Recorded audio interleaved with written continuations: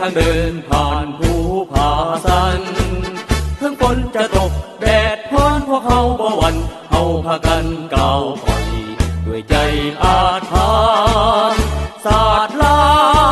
เกี่ยวเขาต้องการทหารต้องไปเพื่อหาใส่ฟ้าสายุ่งยากเฮาพันพาเพื่อป้าสาเฮาที่พากันเดินไปพวกเขาเฮาแม่นทหารกองทัพประสาสู้บ่เคยถอยบุกหน้าก้าวไป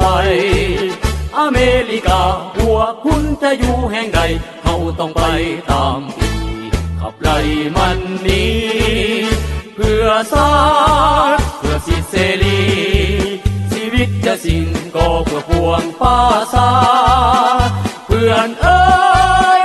จงรักษาเกียรติศักดิ์ศรีของกองทัพเก่งกาป้าสาสนลา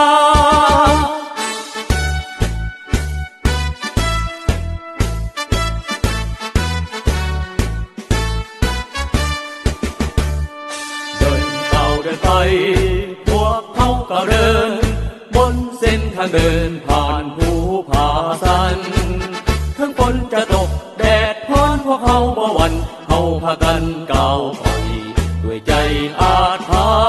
รพ์ศาสตร์ลาเกี่ยวเขาต้องการทหารต้องไปเพื่อหาใส่ฟ้าสายุ่งยากเฮาพันพาเพื่อป้าสาเฮาที่พากันเดินไปพวกเขาเฮาแม่นทหารกองทัพประสาสู้บ่เคยถอยบุกหน้าก้าวไปอเมริกาพวกคุณจะอยู่แห่งใดเฮาต้องไปตามปีขับไล่มันหนีเพื่อศาสตร์เพื่อสิทธิเสรีชีวิตจะสิ้นก็เพื่อพวงป้าสาเพื่อนเอ้